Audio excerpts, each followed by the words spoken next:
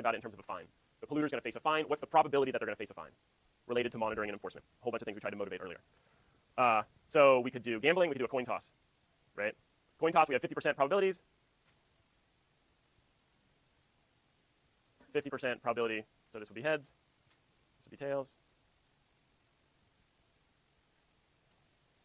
So I will give you $1 if it comes out heads, right?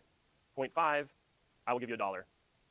But there's also 0.5 that I will give you nothing, right? The expected value of a coin toss, well, I will give you $1 if it comes out heads and nothing if it comes out the other way, would be 50 cents, right? Half of $1 and 0, right? So we could have dice. So the dice would be 1/6. It's a 6-sided dice. We're just playing them. So I will give you $1 if you roll a 6, but I will give you times 0 plus 0.16 times 0. I'm not going to do this all the way out, but on one side of the dice, we have to do that 3 more times. So if it's a dice roll where I would give you $1 if you get a 6 and nothing otherwise, this will be, the value of that dice roll would be 0.16. I guess it's 0.17, isn't it? What's 1 over 6? Isn't it like 1.6666666? So these should be 7s. How about a roulette wheel? How many numbers are there on a roulette wheel? 38 plus 2 others or something like that? 36 plus 2 others? So what's 1 over 36? Or 1 over 38? So that's like 0.02 or something like that? 0.02 times your payout. So you get $100 if you hit it, and otherwise you don't.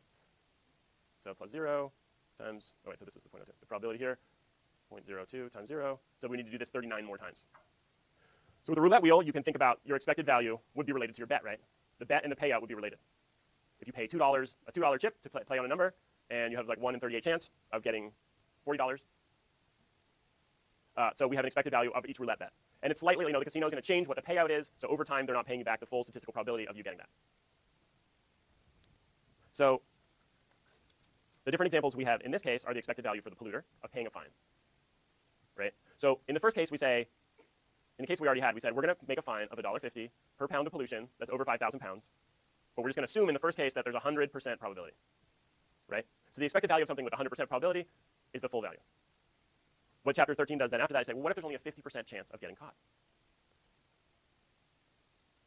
It would be this $1.50 per pound times a 50% chance plus not paying anything, $0 per pound times a 50% chance. So the polluter has a 50% chance of paying this penalty of $1.50 per pound and a 50% chance of paying no penalty. So the expected value is 75 cents per pound. Right? So we have embedded in a whole bunch of this stuff that we talked about, monitoring. How good of data can we have? We have this sort of enforcement. How easy is it going to be for the regulator to go and collect this? Are we going to be able to litigate our way around it? Are we going to be able to pay off our congressman to get an exemption? So we have our monitoring enforcement sort of embedded in these probabilities for the pollution. If we look at this curve, we start with this curve. We knew that this price was $1. So we know that we need to go somewhere above that price. If the expected value was, with 50% probability lowered it to 75 cents, we're only going to get this much mitigation. They're still going to pollute a little bit more with the 75-cent expected value. So in that case, we could set the penalty higher at $2 per pound. We could set a really high penalty. But with their expected value of only getting caught half of the time for $2, they would end up. So we could do higher penalty. Or we could increase the probability. We could increase monitoring. We could pay for more monitors. We could pay for some sort of digital installation of monitors, increase this probability. Here's the standard that we have. So what probability is doing is just moving this price per pound, because we're looking at expected values. So we start out with what the value would be, but what expected value and probability of getting caught is moving this price line up or down. The more probability, this is if with 100% probability we can get up to this line. Otherwise we could pick a bigger penalty, and with a low probability we'll get to this line. We can think about different lines as different probabilities of getting caught. So going back to the example from the chapters, if we want to sum up these areas, this cost to comply was $6 million. If it was the full cost of all getting caught at the full level of pollution, the 17,000 tons at this full price, the full penalty would be $35 million, a lot higher than our cost to comply. So here it's worth cleaning up. But where we're going to be, orange on orange doesn't work. Where we're going to be in our expected value of this penalty is going to depend on our probability of getting caught. So here's our expected value we already worked through. So if we had an expected value of 0.75, we only had a 50% likelihood of getting caught. That's going to cross this marginal benefits curve out here at 7,000 tons. So the firm is going to be worth it to pollute this much more than the regulation. The regulation's at 5, but the firm's going to pollute out to 7. It's going to be worth it to them to pollute out to here, because that's going to be worth this value of the pollution to the firm, the full size here, is going to be greater than the expected value of the penalty, which would only be $3 million, right? So here's the expected value down here, leading to expected penalty down here. This rectangle is our expected penalty of $3 million. The value to the firm is more, so they're going to keep polluting until they get to this expected value line. So the diesel truck case, they were polluting for 10 years, okay? But they probably thought they only had a tiny chance of getting detected, right? They only had a 10% chance of getting caught. If they had a 100% chance of getting caught and they were going to pay $1.1 billion fine each year, they were going to pay, $110 million a year over 10 years, but they only thought they had a 10% chance of getting caught. So they had this one big fine times 10% plus no fine times 90%. So for them, this $11 million per year, a lot less than $110 million per year, it was worth that. It was less than the cost that they were going to have to increase to meet these new emissions requirements. There's a case study from the book.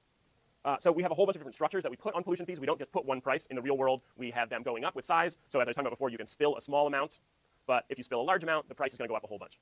Dollars per unit spilled, dollars per unit emitted. We're running out of time. A lot of times this is done with blocks, big blocks. You can have some low block that you're going to be allowed to pollute as normal, but as the amount that you pollute goes up, we're going to get bigger, higher and higher tiers, a tiered fine. You can pollute some certain amount at a low rate, it's cost of doing business, but then that's going to go up by big chunks as you get higher. And these are often related to technologies, like what technology comes into play that allows you to get these different levels of certainty. So with sewage treatment plants, there's definitely like you can put on, ozonation or reverse osmosis, and that would keep you between these two big blocks. So there's a whole bunch of discussion in the book I don't know if I'll have time to get to, but there's a sort of what are the economic consequences of regulation? So you can cause firms to exit completely if it's too costly. So when they were regulating nitrous oxides and LA air quality, they basically sent a whole business out of Los Angeles. There's nobody else spray painting furniture in LA. That's been moved to Mexico. There was a furniture business. They are now making furniture in LA, but they could move their spray painting part of it outside of LA. We see this a lot right now with pollution moving abroad. So everything with manufacturing plastics has now mostly been moved outside of the United States. Right? So we have other countries with less stringent environmental regulations, and we're choosing, by making our environmental regulations stricter, to move those to other places with less stringent regulations. We're exporting our pollution. Here we have a whole bunch of questions on who are the regulators. So mainly we talk about EPA. In terms of water and water bodies, we have the Army Corps of Engineers, whose mandate is the water quality in the Mississippi River, the water quality in the Great Lakes. We have fish and wildlife, so in terms of if we're affecting biological diversity, we're affecting fish in the stream that might be endangered species, fish and wildlife is going to be part of it. In the state, so in California, we have a whole bunch of regulatory agencies. So we have our state EPA, which a lot of times has stricter regulations than the national EPA, and they're the ones who are actually implementing the sanctions. We have state fish and game, which are responsible for the biodiversity in California, so they're responsible for protecting these fish. There's water boards at the state level, but then water quality and air quality are sort of decentralized regions. So we have Bay Area air quality, Los Angeles, South Coast air quality. So we have sub-state regulators that are sort of bigger than cities and counties, but smaller than states that are sort of imposing these regulations. One term that comes up in the book is captive regulation, when the regulators and polluters can the polluters can influence the regulators. A lot of times people on the regulatory board are drawn from the industry. People that know about how the industry works are appointed by the governor to be on the regulation board. Or the governor could come in and appoint somebody from industry to the top level. This happens certainly at the national level, where people at the top level of EPA, political appointees, were sympathetic to industry, whereas a lot of people working there were more trying to impose regulation. This definitely is a big story in fisheries. So they put people from the big fisheries in on the fishery regulation. So there's a lot of captive regulation where the people that are supposed to be regulating the fisheries and restricting how much is going to be caught are from the fisheries, and they're more interested in the short-term profits. So this is something that's tried to change recently, where there's like trying to get the scientists or trying to get people to do sort of peer review on the regulatory agencies. There was a big scandal in Washington. This is from 2008, the Minerals Management Service. Wide-ranging ethics scandal, sex, drugs, rock and roll, all that stuff. Here we go, a culture of ethical failure. So they tried to run this part of the government that was regulating oil leases, gas leases. They tried to run it like a Texaco or an Enron. They're like, let's bring people in that think like business. And they were partying together. They were going to hotel rooms in Las Vegas together. Whole bunch of things where like the industry was able to pay for a whole bunch of benefits for the people working for the government and drastically influence how much they were paying the government for the rights to use federal lands for oil and gas. So there can be a whole bunch of different ways that we can buy political influence. The Supreme Court just decided that we could have unlimited ability to contribute to multiple congressmen's re-election efforts. It wouldn't be fair for us to restrict how many congressmen we could buy off. We need to be able to buy off all the possible congressmen. And we can change what the ideology of the executive branch is. So there's Congress who's making the laws. There's the executive branch who's sort of enforcing them, staffing the EPA, deciding how stringent to be with regulations. And basically in our society we have this political policy issue of like a small group that's totally focused on something can have a much bigger influence than the median 51% of the voter. Voters can want environmental regulation or clean air or less oil pollution, but a small group that's got a lot of focus on profits in some sector that knows how to lubricate the wheels of politics can have a big effect. So the book just makes this point that if we live in a democratic society, our decisions should be made by the median voter. The 50 or 51% of the voters should agree with something. But in the case of pollution, there's so many cases where pollution regulations are made by the interested party. I just want to skip to a little story at the end here. So there's an interesting story from this area that's done by some people in environmental science at Berkeley. Dara O'Rourke's a professor here, about bucket brigades and doing community environmental policing. So here's a picture of the Chevron refinery here. Huge refinery. Here's the bridge over to Marin. Here's Richmond, very poor neighborhoods, right? This is the question of environmental justice. Extremely poor people in bad neighborhoods live right downwind from when there's big emissions coming out of these refineries. Berkeley's over here, the air's clean, but there's some pretty bad neighborhoods here. This is the other refinery. This is going up towards Sacramento on 80. This is when you go right by on the freeway. But again, there's a neighborhood of people living right here where these big emissions can happen. Something goes wrong, some valve goes astray, too much pressure builds up, there's these big releases, and these people in this neighborhood get the call, stay inside, keep the kids in school, like don't go outside for 24 hours out of your own house, if you live in this is Rodeo, California. So people went out and formed what were called these bucket brigades, and they got community members to do these air quality samples. So if you smell something, you live in Rodeo, you live in Richmond, you smell something, you call somebody, and you go out and give people the ability to make environmental measurements. Otherwise, everything's cited at the Chevron plan, and it's the Chevron engineers doing it. So they put the ability to do environmental monitoring in the hands of the people in the community. What they did was they worked with the Bay Area Air Quality Management District. So they had the ear of the regulator in the hands of the people living next to the plant. And what we'll think about for this lecture is they're changing the expected value because they're changing the expected value of getting caught.